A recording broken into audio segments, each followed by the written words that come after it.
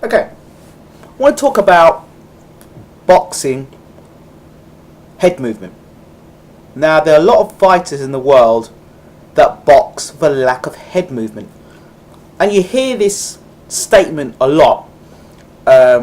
Chris Arreola the other night got knocked out because of a lack of head movement, moving in straight lines. So I want to break down this head movement and lack of head movement. Lack of head movement is when you come forward, your hands are up, or your hands are up this way or that way, but your head just stays in one place, and you move forward, and you move back, and you move left, and you move right. But your head's in the same spot all the time. So when you're boxing, or even those guys that are sluggers or trying to get in close, they don't move their head. They bob like this, but the head stays in the same spot all the time, all in the same spot. Head movement is where you're moving constantly, a moving target. There, you're moving it. You know, there's head movement. That's head movement. You know, but you're not just wildly moving your head. There are fighters I know. I remember once, I think quite a few times, Nigel Benn, the McLennan fight was a good example. And when he fought Eubank, he got better when he fought Eubank. But I remember with Nigel Benn, when he tried rolling with punches, because Ben never used to move his head, rolling with punches. But he would roll and roll into punches and get caught. So Ben's a great attacking fighter, but I don't really want to focus on that. It's really the head movement. And something I learnt in the gym, or was taught in the gym, and this is for fellow boxers, whether you've heard this before, or you do it yourself, or you've been taught, or you know other fighters that have done this. So, two things. One of the first things my trainer used to do, he used to stand me up against the wall, and I'd stand on the wall like this, and he'd throw a tennis ball and have to move my head like that, and like that. Just move my head like that, and he'd throw a tennis ball, and I have to practice watching the ball and then moving my head. Just moving my head. Then my other trainer, when I was younger, he used to tell me, move your head and your body as the alphabet. So let's say A would be, there's the A, see, and A.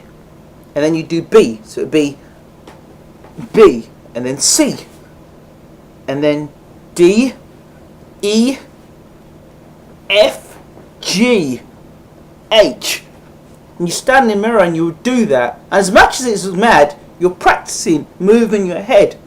And you're moving your head, so you slip a shot and counter. That's moving your head, not being in the same spot. So a guy throws a jab at you, you don't get hit with a jab like this, and you get hit constantly. Like you look at a Mayweather fight and you watch these guys come forward and they get hit with a hand, boom, boom. And their trainers are not telling them, move your head. If you're watching all these videotapes of these fighters fighting Mayweather, and you walk forward and you do this and your head's going back all the time, you're seeing that happen. Why don't you kind of practice slipping to the sides, moving your head? So he throws a straight right hand. Well, he's throwing a straight hand. Can I slip to this side? Can I roll under it? Can I roll under the straight right and come back with a left hook? You know, could I, when you throw your right, block your right, counter back with a jab? I don't know, but these are things. But head movement is key. So another thing with head movement is sometimes it's not always about coming forward. Tyson was quite there. That was Tyson, bob and weave. He was moving. When he wasn't moving erratically, he was moving this and that and this. So maybe you'll throw a jab, he's slipping in to go the other, or slipping this way to go on for the body here, and then he'll slip the other way there and then there. But you see, like that. That's head. And if you're now a taller guy, you now have to start using your jab to try and range find or keep them off, which leaves you also open to your body, openness to the body, and then as you go to the body, works the body, can come upstairs to the top of the left hook or the right hand. So this is the reason why head movement is important. Now, another reason why head movement is, people talk about, oh, he's got a great chin. Now, if you are taking punches flush, guys hitting you, bang, you're getting hit in the chin all the time. Head movement's key because you can learn to ride the punch. So, as the punch is coming, there, you take your head, you're rolling with the shot. Again, rolling with the shot. De La Hoya was one who's pretty decent at that. Rolling with shot. Mayweather's another where he's got you tucked in and he's rolling with a shot, roll with a shot, as opposed to being a hero and taking these flush punches all the time. So that as well is good. It's in your career as a fighter. Not getting hit as much on the chin is good for your brain cells, obviously, and the longevity you've got in the sport. So head movement is key. I may have got a little carried away there, but yeah, head movement is key. So when you talk about someone like Chris Arreola, who has lack of head movement, he's just moving in straight lines like this. You know, he's walking in straight lines. It basically means that you're not coming an angle. You know, you just that's your movement there. You're predictable. You come forward like this, you go back like that. So someone with lateral movement, we've got some lateral movement now, they will throw a jab and then give you angles, moving to the sides. Do you mean?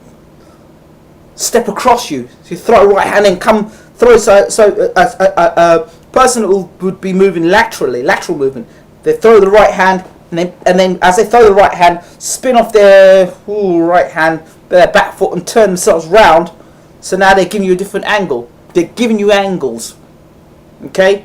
It's a bit difficult to kind of demonstrate here, but you get the picture. So head movement is key. Very, very important as a fighter. And I don't know why a lot of these fighters are not developing their head movement. Don't keep relying on your chin. The fine art of slipping punches, or as one other person would say, skill training, learning how to slip punches, slip a jab and get inside. You know, slip a jab and throw your own. Slip a jab, double up your jab. Slip a jab, double the jab, throw the right hand. Slip a jab, throw the right hand, bring the left hook in. Just different things. But if you're not moving your head, it limits you, because now you're now being dictated to by the end of a string by a person who's got a good jab, and then everyone's the jab up, your head's moving backwards.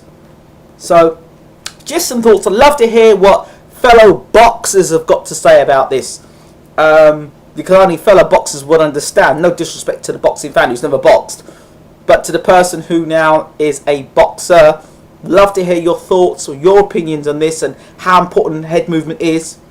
Yeah, so that's my thoughts on head movement. Love to hear your thoughts. Don't forget to rate, subscribe and leave your comments. I'm out.